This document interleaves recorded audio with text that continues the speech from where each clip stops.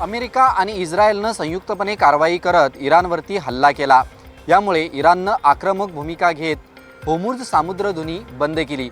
त्यामुळे भारतासह अनेक मोठ्या देशांमध्ये तेल पुरवठा विस्कळीत झाला। अशातच संकटामध्ये भारतासाठी आनंदाची बातमी आली। कच्चं तेल घेऊन शेनलॉंग जहाज मुंबई बंदरात पोहोचलंय। या जहाजामध्ये सुमारे 1,35,335 मेट्रिक टन कच्चं तेल आहे। जवाहर बेटावर हे जहाज थांबलंय। हे कच्चं तेल आता माहुल रिफायनरीमध्ये पाठवलं जाणार आहे। भारत, पाकिस्तान आणि फिलिपाईन्स एकूण 29 क्रू मेंबरसह जवाहर बेटावर आहेत। शेनलॉंग जहाज मुंबईत सुरक्षित जरी पोहोचलं असलं तरी अद्यापही संकट टळलेलं नाहीये, कारण भारताचा झेंडा असलेली 28 जहाजं अद्यापही युद्धाच्या क्षेत्रामध्ये अडकून पडलेली आहेत। भारताच्या कूटनीतीला मोठं यश मिळालेलं आहे। पुष्पक आणि परिमल हे दोन्ही जहाजं इराणच्या स्ट्रेट ऑफ होर्मुझ मधून सोडण्यात आलेले आहेत। मागील काही दिवसापासून परराष्ट्र मंत्री एस जयशंकर हे इराणच्या परराष्ट्र मंत्र्यांसोबत चर्चा करत होते। ती चर्चा व्यापार त्याचबरोबर सुरक्षेच्या संदर्भामध्ये होती आणि ती कुठेतरी यश मिळालेलं आहे या चर्चेला असं म्हणता येणार आहे, कारण इराणने आसपासच्या सर्वच देशावर हल्ले केलेले आहेत। दुसरीकडून अमेरिका आणि इस्रायल हल्ले करत आहेत। त्याचबरोबर होर्मुझच्या खाडीमध्ये जे जहाजं आहेत त्यावर एकतरी अमेरिकेकडून हल्ले होत आहेत किंवा इराणकडून हल्ले होत आहेत, परंतु त्या संपूर्ण परिस्थितीमधून सुरक्षितपणे भारतीयांची 2 जहाजं काढण्यात आलेली आहेत आणि ते पण तेलाने भरलेली जहाजं आहेत की ज्याचा उपयोग आता भारतामध्ये होणार आहे आणि त्याचबरोबर औद्योगिक क्षेत्राला आणि इतर महत्त्वाच्या क्षेत्राला सुद्धा उपयोग होणार आहे। आणि हे दोन्ही जहाजं बाहेर यशस्वीपणे काढण्यामध्ये यश मिळालेलं आहे। त्याचं कारण म्हणजेच की डिप्लोमॅटिक पद्धतीनं भारताने जे इराणसोबत डील केलेलं आहे आणि इराणनं सुद्धा चांगला पवित्रा घेत सहकार्याची भूमिका घेतलेली आहे आणि परवानगी दिलेली आहे की भारताची जहाजं या स्ट्रेट ऑफ होर्मुझ मधून सोडण्यासाठी।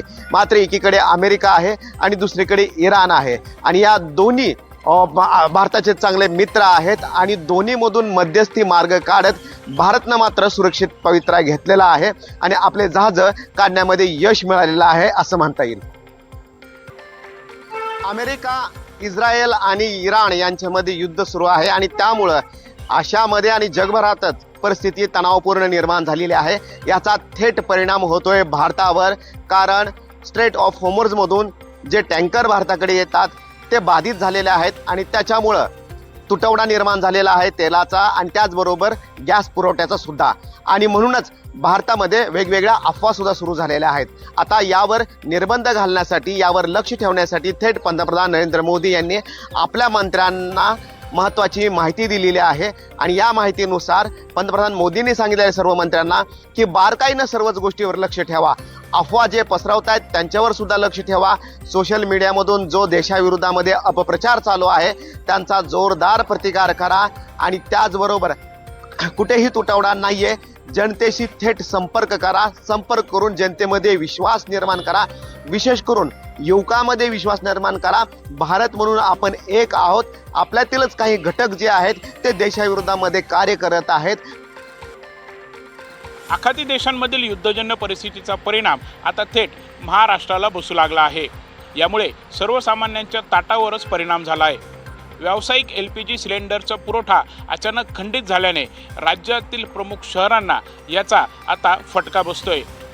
ऐन लग्नसराईच्या हंगामात गॅसचा तुटवडा जाणवल्याने केटर्स व्यावसायिक हतबल झाले आहेत। युद्धाचा फटका आता थेट लग्न सोहळ्यांना बसतोय। व्यावसायिक गॅस सिलेंडरच्या तुटवड्यामुळे अनेक समारंभ अडचणीत आले आहेत। नाशिकमधल्या खुशबू बेलसरे हिचं लग्न 2 दिवसांनी होणार आहे। घरी मेहंदीचा कार्यक्रम सुरू आहे, मात्र दुसरीकडे केटर्स थेट लग्नाच्या घरी दाखल झाले आहेत। 5 सिलेंडर तरी आणून द्या, नाहीतर जेवणाच्या प्लेट आणि मेनू कमी करा अशी मागणीच त्यांनी केली आहे। जवळपास 2200 लोकांसाठी चुलीवर जेवण बनवणं अशक्य असल्याचं त्यांचं म्हणणं आहे। त्यामुळे नवरीचे वडील मात्र आता टेन्शनमध्ये आलेत। घरात लग्न कार्य असताना जेवणाची तयारी कशी करायची, गॅस सिलेंडर कुठून आणायचे असे अनेक प्रश्न त्यांच्या समोर उभे ठाकले आहेत। आंतरराष्ट्रीय पातळीवर सुरू असलेल्या इराण, इस्रायल, अमेरिका संघर्षाचा परिणाम भारतातील हॉटेल उद्योगावर दिसू लागला आहे। या संघर्षामुळे गॅसचा तुटवडा निर्माण झाल्याने मुंबईतील जवळपास 20% हॉटेल बंद ठेवण्यात आली आहेत अशातच माटुंगा परिसरातील हॉटेलमध्ये देखील मोठ्या प्रमाणात LPGचा तुटवडा निर्माण झाल्यामुळे तासनतास ग्राहकांना ऑर्डरसाठी वाट पाहावी लागत आहे। दादर येथील 80 वर्ष जुनं रामाश्रय हॉटेलमध्ये LPG गॅसचा तुटवडा निर्माण झाला आहे। ग्राहकांनी पंतप्रधान नरेंद्र मोदी यांना निवेदन केलं आहे की ज्या पद्धतीने आखाती देशात युद्ध सुरू आहे याचा तोडगा काढावा आणि LPG गॅसचा जो काही तुटवडा निर्माण झाला आहे त्याला पूर्वपदावर आणण्यात यावं। LPG गॅसचा तुटवडा झाल्यामुळे इलेक्ट्रिक इंडक्शनवर खाद्यपदार्थ बनवण्यात येत आहे। मध्य पूर्वेत सुरू असलेल्या संघर्षामुळे गॅस पुरवठा साखळीवर देखील परिणाम झाला आहे। यामुळे देशात आणि राज्यात देखील आता गॅसचा तुटवडा निर्माण झालेला आहे। हॉटेल व्यवसाय हा मुख्यतः LPG आणि कमर्शियल गॅसवर अवलंबून असतो, मात्र आता या गॅसचा तुटवडा निर्माण झाल्यामुळे हॉटेल व्यवसायावर त्याचे परिणाम दिसू लागले आहेत। मागील काही दिवसांपासून सुरू असलेल्या इराक अमेरिका युद्धामुळे होर्मुझ सामुद्रधुनी मार्ग हा बंद करण्यात आलेला आहे आणि त्याचा फटका आता जगाला बसण्यास सुरुवात झालेली आहे। भारतातही यामुळे गॅसचा मोठा तुटवडा पडण्यास सुरुवात झालेली आहे। त्यामुळे केंद्र सरकारने खबरदारी म्हणून व्यावसायिक गॅस पुरवठा पूर्णतः थांबवलेला आहे आणि त्याचमुळे आता हॉटेल व्यावसायिकांचं मोठं नुकसान त्यामुळे होत आहे। दरम्यान आता अनेक ठिकाणचे हॉटेल व्यावसायिक पुन्हा एकदा पारंपरिक चुलीकडे वळत आहेत। अशातच रत्नागिरीतही गेल्या 4 दिवसांपासून व्यावसायिक सिलेंडरचं वितरण हे पूर्णतः बंद आहे। त्यामुळे करायचं काय असा प्रश्न हॉटेल व्यावसायिकांसमोर उभा आहे। त्यामुळे रत्नागिरी शहरातील व्यावसायिकांनी या गॅस सिलेंडरच्या तुटवड्यावर चुलीचा पर्याय शोधला आहे। रत्नागिरी शहरातील हॉटेल व्यावसायिकांनी थेट चूल मांडत जेवण बनवण्यास सुरुवात केली आहे। रत्नागिरीतील हॉटेल हर्षाच्या चालकांनी देखील थेट हॉटेलच्या टेरेसवर चूल पेटवलेली आहे। त्यामुळे एकूणच जर आपण पाहायला गेलं तर रत्नागिरीतही या हॉटेल्स चालकांनी आता चुलीचा पर्याय अवलंबलेला दिसत आहे। बुलढाणा जिल्ह्यातील खामगाव नगरी हे रजत नगरी म्हणून ओळखल्या जाते।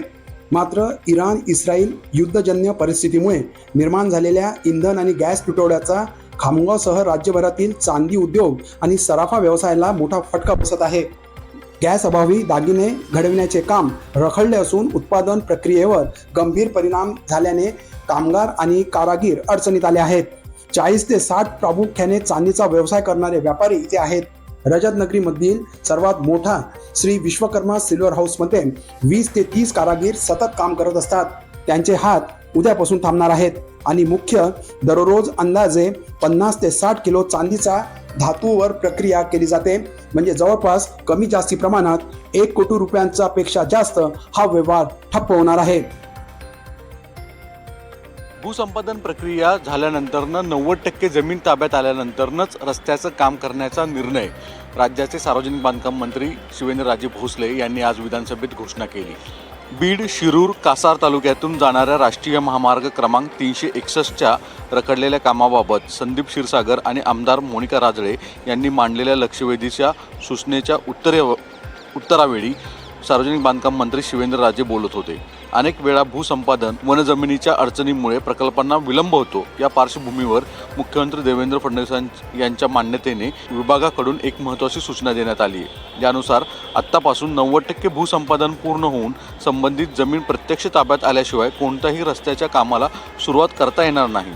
यापूर्वी अनेक ठिकाणी असे रस्ते झाले, त्याचे काम अद्यापही सुरू आहे, पण भूसंपादन पूर्ण न झाल्यामुळे रस्ते अर्धवट राहिले आहेत। काही ठिकाणी खराब झाले आहेत आणि त्यामुळे अपघातांचा धोकाही वाढला आहे। त्यानंतर भूसंपादनासाठी द्यावी लागणारी भरपाईची रक्कमही वाढत गेलेली आहे। लोकप्रतिनिधी तसेच इतर नागरिकांकडून वारंवार याबाबत तक्रारी झालेल्या आहेत। भूसंपादनाच्या प्रक्रिया पूर्ण न झाल्यामुळे अनेक प्रकल्प रखडल्याचे महाराष्ट्रात यापूर्वीही दिसून आलेले आहे। यामुळेच आता भूसंपादन होतानाच 90% पूर्ण जमीन ताब्यात जोपर्यंत मिळत नाही तोपर्यंत प्रकल्प करू नये असा शासनाचा मनोदय दिसून येतोय। मुंबईतील प्रत्येक नागरिकांचे एक हक्काचे आणि आवडीचे हॉटेल असते, ज्या ठिकाणावरनं ते पिढ्यानपिढ्या खाद्यपदार्थ विकत घेत असतात। मुंबई शहराची ओळख मानल्या जाणाऱ्या लालबागमधील लाडू सम्राट हे देखील त्यापैकीच एक। मात्र इराण इस्रायल युद्धामुळे लाडू सम्राट हे बंद करण्यात आलंय। आखातामधल्या युद्धाचा फटका मुंबईतल्या सुप्रसिद्ध लाडू सम्राट हॉटेललाही बसलाय। सिलेंडरच नसल्याने बुधवारी लाडू सम्राटचं शटर डाऊन करावं लागलं होतं। मात्र आज 2 सिलेंडर उपलब्ध झाल्याने हॉटेल सुरू करण्यात आलंय। तरीही रोजच्या मेन्यूमध्ये 50% खाद्यपदार्थ उपलब्ध नाहीत। या 2 सिलेंडरवरती फक्त आजचा दिवस निभावून जाणार आहे आणि उद्याची चिंता आजही लाडू सम्राटच्या मालकांना सतावते। लाडू सम्राटमध्ये दररोज 10,000 वडे विकले जायचे। लाडू सम्राट पाठोपाठच गॅस सिलेंडरच्या टंचाईमुळे दादर परळ भागातील अनेक छोटे मोठे हॉटेल आता बंद पडत आहेत। आखाती देशामध्ये युद्धजन्य परिस्थिती जी आहे ती निर्माण झालेली आहे आणि त्याचाच फटका जो आहे तो भारतातील LPG अर्थात लिक्विड पेट्रोलियम गॅस वरती झाल्याचं चित्र दिसून येतं. अनेक ठिकाणी जे आहे ते ग्राहकांच्या ज्या असतील त्या गॅस घेण्यासाठी, गॅस सिलेंडर घेण्यासाठी जे आहे ते लांबच लांब रांगा लागल्याचे चित्र दिसत आहेत. परंतु ग्रामीण भागातील जे हॉटेल व्यवसाय आहेत, शहरी भागातील जे हॉटेल व्यवसाय आहेत, या हॉटेल व्यावसायिकांना देखील या LPG गॅसच्या तुटवड्याने नाहक त्रासाला जो आहे ते समोर जातानाचं चित्र देखील दिसत आहे. परंतु या सर्व बाबतीत आशेचा किरण ठरतोय ते म्हणजे धाराशिव जिल्ह्यातील पारंपरिक पद्धतीनं अर्थात चुलीवरती जी ढवारा स्पेशल थाळी बनवली जाते, मांसाहारी पदार्थ जे चुलीवरती बनवले जातात, तो सध्या आता चर्चेचा विषय ठरतानाचं चित्र दिसतंय. कारण ग्रामीण अस्सल चव जी आहे ती चुलीवरती जे मांसाहारी पदार्थ बनवले जातात त्याच्यातून मिळते आणि त्यामुळं अनेक ग्राहक असतील, अनेक ग्राहक जे आहेत ते या ढवारा स्पेशल थाळी खाण्यासाठी जे आहेत ते धाराशिव जिल्ह्यात असतील किंवा आसपासच्या अनेक शहरांमध्ये जे आहेत चुलीवरचं मटण खाण्यासाठी जे आहे ते प्रचंड गर्दी करतानाचं चित्र दिसतंय. इराण, इस्रायल आणि अमेरिका यांच्या युद्धाचा परिणाम जागतिक ऊर्जा पुरवठ्यावर होत असल्याचं पाहायला मिळतंय आणि याचा परिणाम जो आहे, याचे पडसाद जे आहेत ते भारतावर देखील उमटल्याचं आपल्याला पाहायला मिळतंय. देशात कमर्शियल LPG गॅसचा तुटवडा जाणवत असल्याने हॉटेल, कॅटरिंग व्यवसायानंतर आता शालेय पोषण आहार योजना देखील अडचणीत येण्याची शक्यता व्यक्त केली जाते. पुणे जिल्ह्यासह अनेक भागांमध्ये शालेय पोषण आहार योजना ही महिला बचत गटांमार्फत राबवली जाते. या योजनेमुळे ग्रामीण भागातील अनेक महिलांना रोजगार देखील मिळाल्याचा पाहायला मिळतोय. मात्र पोषण आहार बनवण्यासाठी आवश्यक असलेल्या कमर्शियल गॅस उपलब्ध होत नसल्याने या महिला सध्या चिंतेत असल्याचं पाहायला मिळतंय. यापूर्वी सुमारे 1350 रुपयांना मिळणारा कमर्शियल गॅस आता सुमारे 1850 रुपयांपर्यंत पोहोचल्याचे महिला बचत गटाचे म्हणणे आहे. गॅस दरवाढीसोबतच सध्या सिलेंडर वेळेवर मिळत नसल्याने शालेय पोषण आहार वेळेत तयार करणे देखील कठीण होण्याची शक्यता निर्माण झाली. त्यामुळे अनेक बचत गटातील ज्या महिला पोषण आहार बनवतात, या महिलांनी संबंधित शाळेतील मुख्याध्यापकांना आणि गट शिक्षण अधिकाऱ्यांना देखील निवेदन देत चिंता व्यक्त केली. अमेरिका, इस्रायल आणि इराण यांच्यात सुरू असलेल्या युद्धजन्य परिस्थितीचा परिणाम आता जागतिक कमोडिटी बाजारावर दिसू लागला आहे. विशेषतः क्रूड ऑइलच्या पुरवठ्यावर मोठा दबाव निर्माण झाल्याने अनेक देशांनी गुंतवणुकीचा फोकस बदलला आहे. मध्य पूर्वेत संघर्ष तीव्र झाल्याने जागतिक ऑइल पुरवठ्यात मोठा अडथळा निर्माण झाला असून क्रूड ऑइलचे दर झपाट्याने वाढले आहेत. त्यामुळे काही देश आणि मोठे फंड हे देखील सोन्यातील गुंतवणूक कमी करून ऑइल मार्केटमध्ये गुंतवणूक करत असल्याचे मत तज्ज्ञांनी व्यक्त केले आहे. याच कारणामुळे युद्धजन्य परिस्थिती असूनही सोन्याच्या दरात काही प्रमाणात घसरण किंवा स्थिरता दिसून येत आहे. सध्या सोन्याच्या बाजारात दोन विरुद्ध शक्ती काम करत आहेत. एकीकडे युद्धामुळे सुरक्षित गुंतवणूक म्हणून सोन्याची मागणी वाढत आहे, तर दुसरीकडे वाढलेल्या ऑइल दरांमुळे डॉलर मजबूत होत असल्याने सोन्यावर दबाव निर्माण होत आहे. त्यामुळे पुढील 15 दिवसात क्रूड ऑइलचा पुरवठा स्थिर झाला आणि युद्धजन्य तणाव हा कायम राहिला तर सोन्याच्या भावात पुन्हा तेजी येण्याची शक्यता ही व्यक्त केली जात आहे. मात्र जोपर्यंत क्रूड ऑइलची सुरक्षितता आणि पुरवठा यावर पर्यायी व्यवस्था ही स्थिर होत नाही, तोपर्यंत सोन्याच्या भावात चढ उतार कायम राहण्याचा अंदाज सराफा व्यावसायिकांनी व्यक्त केला आहे. मध्य पूर्वेत सुरू असलेल्या इराण, इस्रायल आणि अमेरिका यांच्यातील युद्धाचा परिणाम जागतिक ऊर्जा पुरवठ्यावर होत असून त्याचे पडसाद आता भारतातही उमटू लागले आहेत. देशात कमर्शियल LPG गॅसचा तुटवडा जाणवत असल्याने हॉटेल, केटरिंग व्यवसायानंतर देवस्थानाला देखील त्याचा मोठा फटका बसू लागला आहे. युद्धामुळे निर्माण झालेल्या गॅस टंचाईचा सर्वाधिक फटका देवस्थानाला बसला आहे. मात्र नाशिकच्या मनमाडमधील प्रसिद्ध गुरुद्वाऱ्याने या गॅस टंचाईवर आधीच उपाययोजना करून ठेवली आहे. गुरुद्वाऱ्यामध्ये होणारा लंगर हा पूर्णपणे वाफेवर तयार होतो. त्यासाठी लाकडे जाऊन एक बॉयलरमध्ये पाण्यापासून वाफ तयार केली जाते आणि त्या वाफेवर या ठिकाणी लंगर तयार केला जातो. त्यामुळे गॅस टंचाई जरी असली तरी मनमाडच्या गुरुद्वाऱ्यात दररोज 8 ते 10 हजार भाविकांना अविरतपणे सेवा सुरू झाली आहे. युद्धजन्य परिस्थितीमुळे इंधनाची मोठी टंचाई जाणवत असून घरगुती गॅस सिलेंडरसह वाहनांमध्ये इंधन म्हणून वापरल्या जाणाऱ्या LPG गॅसवरही याचा मोठा परिणाम झाला आहे. जळगाव शहरात LPG गॅसचा पुरवठा होत नसल्याने 4 पैकी 3 LPG गॅस पंप हे बंद झाले असून केवळ एकाच पंपावर LPG गॅस उपलब्ध असल्याने या ठिकाणी गॅस भरण्यासाठी ॲटो रिक्षांच्या सुमारे 1 ते 1.5 किलोमीटरपर्यंत रांगा लागल्या आहेत. ॲटो रिक्षांमध्ये गॅस भरण्यासाठी 3 ते 4 तास रांगेत उभे राहावे लागत असून यामुळे ऑटो रिक्षा चालकांनी प्रशासनाविरोधात तीव्र रोष व्यक्त केला आहे. एकीकडे प्रशासनाच्या मते LPG गॅसचा पुरवठा हा सुरळीत असल्याची माहिती ही दिली जात आहे, तर दुसरीकडे LPG गॅसचा पुरवठा होत नसल्याने 3 पंप हे बंद झाले आहे. यामुळे ऑटो रिक्षासाठी LPG गॅस मिळणार किंवा नाही असा प्रश्न आता ऑटो रिक्षा चालकांसमोर निर्माण झाला असून गॅस न मिळाल्यास ऑटो रिक्षा चालकांचा रोजगारही बुडणार आहे. त्यामुळे LPG गॅसचा पुरवठा सुरळीत करावा अशी मागणी ऑटो रिक्षा चालकांकडून केली जात आहे. मध्य आशियात सुरू असलेल्या युद्धाच्या पार्श्वभूमीवर इराणने जगासमोर शांततेसाठी काही प्रमुख अटी ठेवलेल्या आहेत. इराणचे अध्यक्ष मसूद पेजेश्कियान यांनी काही प्रमुख अटी ठेवलेल्या आहेत. त्यानुसार मसूद पेजेश्कियान यांनी युद्ध थांबवण्यासाठी काही बाबींची पूर्तता होणं आवश्यक असल्याचं म्हटलं आहे. त्यानुसार कायदेशीर अधिकारांची मान्यता, इराणच्या सार्वभौमत्वाचा आणि कायदेशीर अधिकारांचा स्वीकार करणे, नुकसान भरपाई, युद्धामुळे इराणचे जे काही नुकसान झाले आहे त्याची भरपाई अमेरिका आणि इस्रायलने द्यावी, आंतरराष्ट्रीय हमी, भविष्यात इराणवर कोणताही हल्ला होणार नाही याची ठोस आंतरराष्ट्रीय स्तरावर हमी देण्यात यावी.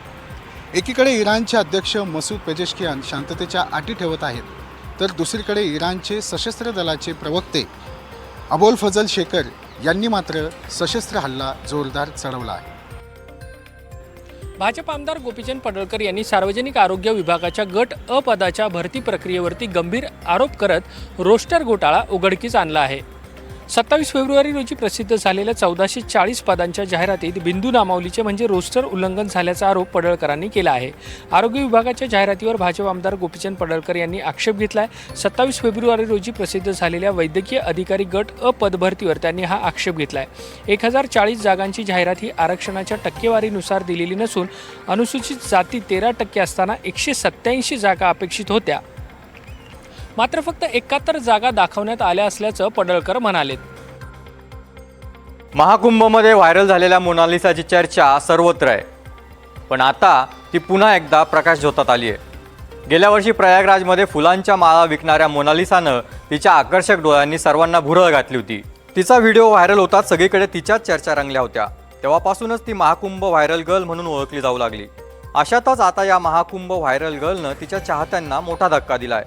तिनं नुकतंच आपला मुस्लिम प्रियकर फरमान खान याच्याशी विवाह करून सर्वांनाच आश्चर्याचा धक्का दिला. हा विवाह सोहळा तिरुअनंतपुरम जवळ असलेल्या पुवार इथल्या अनानमूर नैनार देव मंदिरात पार पडला. मोनालिसा आणि तिचा मुस्लिम प्रियकर फरमान यांच्या सोहळ्याचे व्हिडिओ सध्या सोशल मीडियावर धुमाकूळ घालतायत. व्हायरल व्हिडिओमध्ये मोनालिसा एका कोर्टात असल्याचं दिसतंय. तिचा पती फरमान खान तिच्या बाजूला उभा आहे. या जोडप्यानं कोर्ट मॅरेज केलं असून त्यांच्या हातात त्यांच्या मॅरेजचं सर्टिफिकेट देखील दिसतंय. व्हिडिओच्या पार्श्वभूमीवर मंत्रोच्चाराचा आवाजही ऐकू येतोय. त्याचवेळी नवविवाहित असल्याचा आनंद त्या दोघांच्या चेहऱ्यावर स्पष्टपणे दिसून येतोय. व्हिडिओमध्ये मोनालिसानं लाल रंगाची बनारसी साडी देखील परिधान केल्याचं दिसतंय. त्याचबरोबर तिने सिंदूरही लावलाय. आता त्यांच्या विवाहाचा हा व्हिडिओ सोशल मीडियावर धुमाकूळ घालतोय.